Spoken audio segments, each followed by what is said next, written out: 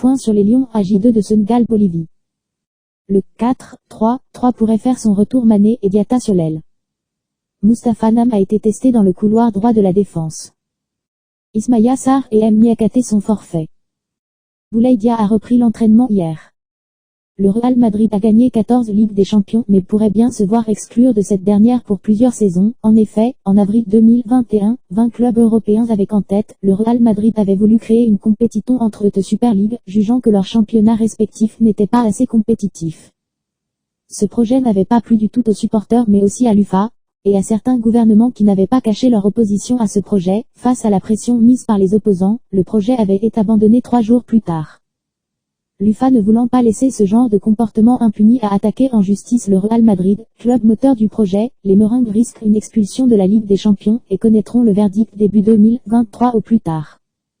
Le principal problème que provoquerait cette sanction, outre le plan sportif, serait une nette baisse des revenus du club madrilène. Cependant, Florentino Pérez a plus d'un tour dans son sac et, il aurait déjà anticipé ce potentiel trou de trésorerie.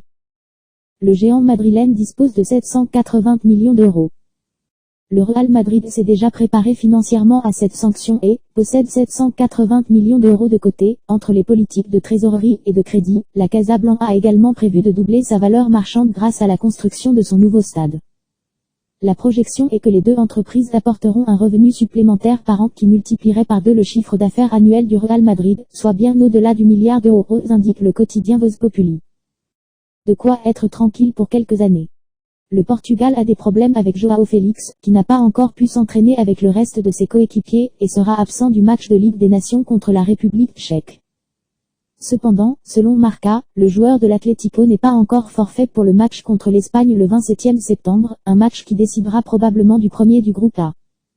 Le camp d'entraînement portugais a débuté lundi. Depuis lors, João Félix travaille de son côté pour être de retour le plus rapidement possible. Il veut jouer contre l'équipe de Luis Enrique. Paulo Dybala est comme un poisson dans l'eau à la Roma. Depuis son arrivée, en provenance de la Juventus Turin, la Joya a été impliqué dans 6 buts lors de ses 8 matchs, toutes compétitions confondues. Lors d'une interview à TikSport, l'Argentin est revenu sur son départ de la Juventus, où il a passé les 7 dernières années.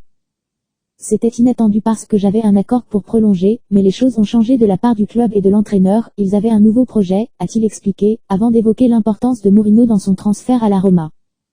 Mourinho a ouvert les portes pour que j'aie la chance de venir à la Roma. Tout a été très rapide. En un mois, il m'a appelé et nous avons eu plusieurs entretiens. Thiago Pinto, le directeur sportif, a également joué un rôle clé. Le fait qu'il m'ait montré le projet de si près, avec le nouveau groupe d'investissement, était important. Le club est incroyable et va continuer à se développer.